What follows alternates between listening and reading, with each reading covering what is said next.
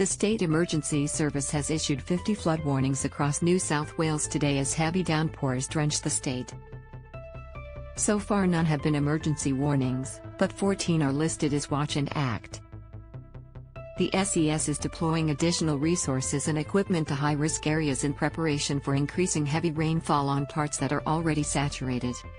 Read more. Man arrested over alleged Optus data SMS scam. Sydney has been warned its danger day could be Saturday, with residents in at-risk zones told to start preparing now. Sydney is having its wettest 12 months in the 164 years records have been kept. The previous high was set in 1950, when 2,194 mm was recorded at Observatory Hill, a mark broken just after 1 p.m. today. Weather Zone said Sydney's rainfall had been evenly distributed throughout the year. This year, with strong contributing influences from climate drivers like La Niña, twice, the heavy rain has barely eased off in any month except June, when just 16.8 mm was recorded, Weather Zone said. Read more. Brittany Higgins describes details of alleged rape. Sydney braces for even more wet weather to come. Emergency Services Minister Steph Cook said the rain in Sydney was only going to get worse. Our catchments are saturated, our dams full, and rivers are already swollen, so any extra rainfall, no matter how minor, is likely to exacerbate the existing circumstances, Cook said. The Bureau of Meteorology's Gabriella Woodhouse said it had already observed widespread rain and flash flooding across inland parts of NSW. Today we are looking at severe thunderstorms in the very far west of the state. This includes the risk of isolated supercells, Woodhouse said. These storms are quite severe in nature and bring the risk of rain, flash flooding as well as damaging winds and some hail. Read more. Alec Baldwin reaches settlement with family of shooting victim. Another weather system is expected to develop on Friday and move across the state on the weekend. That's where we'll see a low-pressure system form and move off the coast during Saturday and Sunday, Woodhouse said. This system is quite a significant and serious system as we are looking at widespread rain as well as thunderstorms with this system.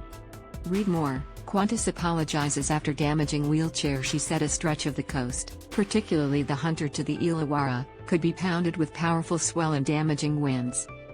The flood outlook for some areas on the western slopes looks set to worsen on the weekend and potentially reach significant major flood levels, Woodhouse said. This includes places like Bathurst, Warren, Gunnedah, Wee-Waa, and Forbes. Read more. NSW student who murdered girlfriend in drug-induced psychosis jailed for 20 years. The flooding we are looking at looks as though it will be more significant than what we've been seeing over the past 12 months. The bomb has more than a dozen flood and weather warnings for areas across NSW here. SES Commissioner Carleen York said the agency was advising people along the Nepean River at North Richmond, Menangle and Penrith to stay informed.